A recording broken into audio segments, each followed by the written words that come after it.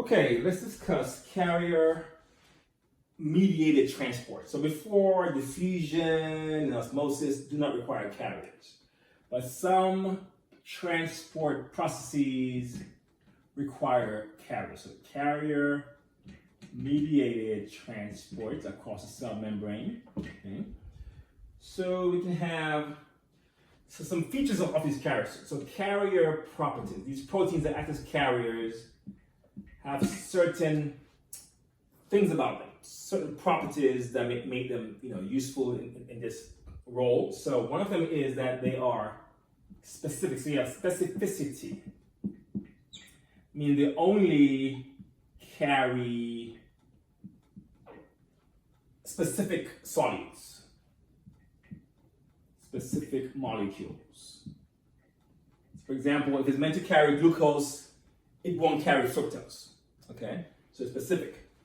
Also, they are saturable, meaning you can overwhelm them. So here, if you have, say, a bunch of carriers hanging out, and this is how fast the process is occurring over time.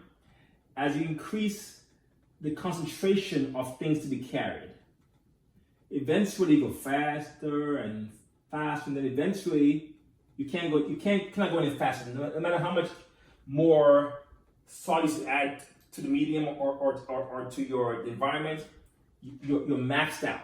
So when you have this maxed out, that's called being saturated, that they're all occupied and you can't go any faster. And most solutes or most carriers have a maximum level at which they can transport. So this is called your transport maximum, meaning how fast you can move things across the cell membrane. Okay? And once you exceed this transport maximum, then things just accumulate because you can't move them fast enough across the membrane or from one place to the next. Another feature of carriers is they can act as what we call uniports, meaning that they move one thing at a time. Okay. So for example, so if this is your carrier, okay, it will move one thing at a time. So one molecule at a time, or one type of molecule at a time. You can also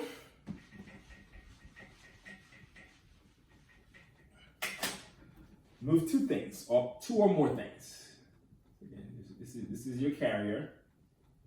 It can maybe carrying sodium, and also carrying maybe glucose. Okay. So we call these coports or co-transporters.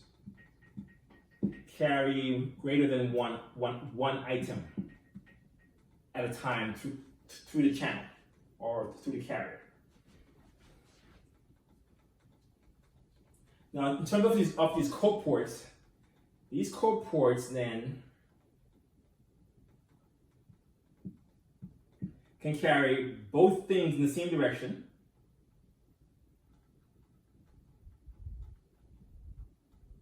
Right? So we call these symports, carrying more than one thing in the same direction, or they can carry things in opposite directions. So this goes there and does that. Okay. When they go in opposite ways, we call them antiports. Okay. So you have uniport, one thing at a time, or coports, more than one thing at a time, and if they go in the same direction, they're called symports. If they go in opposite ways, they're called antiports. Okay.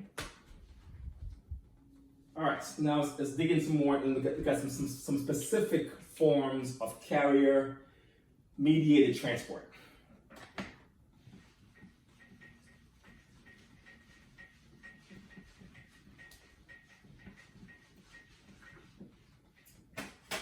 We have what we call facilitated transport, or facilitated diffusion. So here, the carrier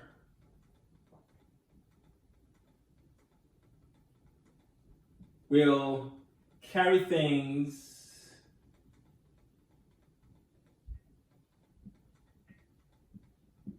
carry items across the cell membrane from high to low. So here, let's say that this solute is at 80 molar, and here's a 10 molar. So to move it across the cell membrane,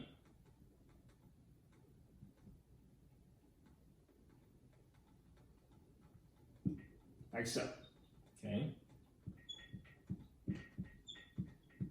From high to low. That's the direction of movement in this process is use a carrier to move things from where they're high to where they're low, down gradient. Okay, that is important to know. Otherwise, if it's going from low to high, then it's active. But since it's going from high to low, that's why it's called diffusion as well. But it's being helped out by a carrier. All right, then you have movements that are active transport. So active transport, right, always again go from low concentration to high concentration, high concentration. And these carriers are called pumps. And they require ATP. So ATP must be broken down into ADP plus PI plus the energy. And the energy of that reaction is what's used to pump or move the things from low to high. Okay? So these pumps, as we call them, function this way.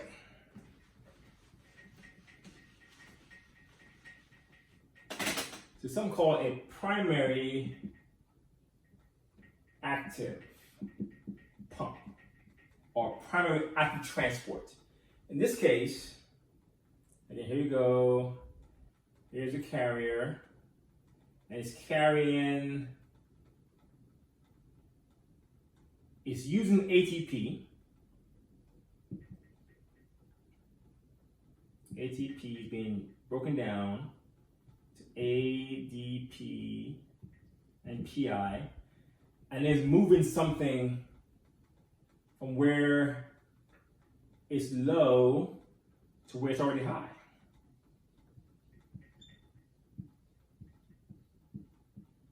So it's going from, say, from 10 to 80 in this case. So it's reversing it.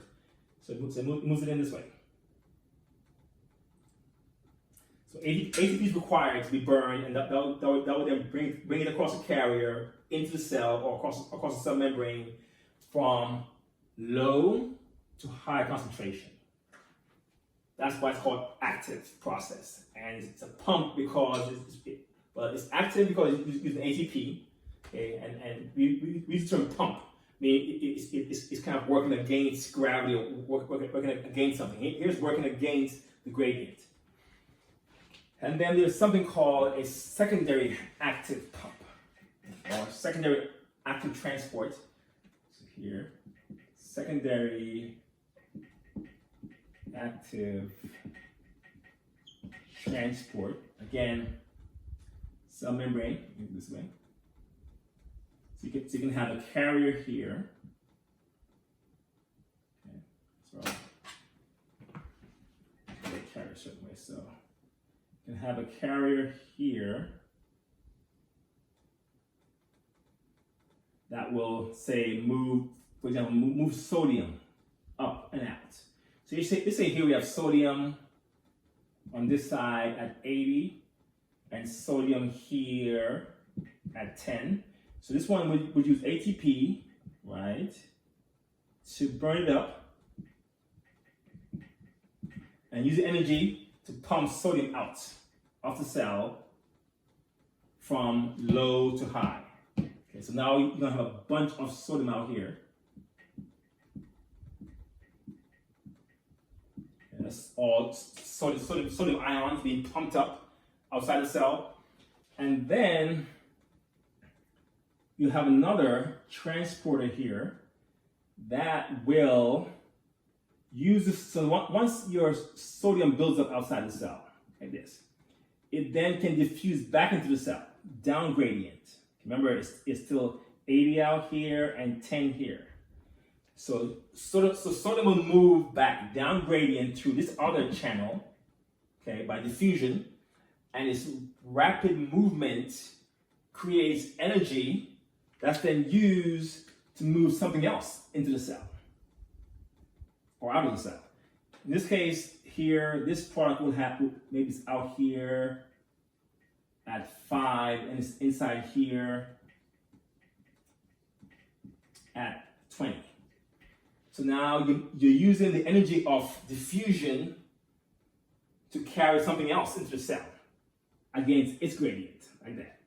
So that's why it's called a secondary pump, because the first part is here that uses ATP, but the movement does not use ATP directly anymore. It uses the gradient that ATP forms to then drag something else into the cell with it.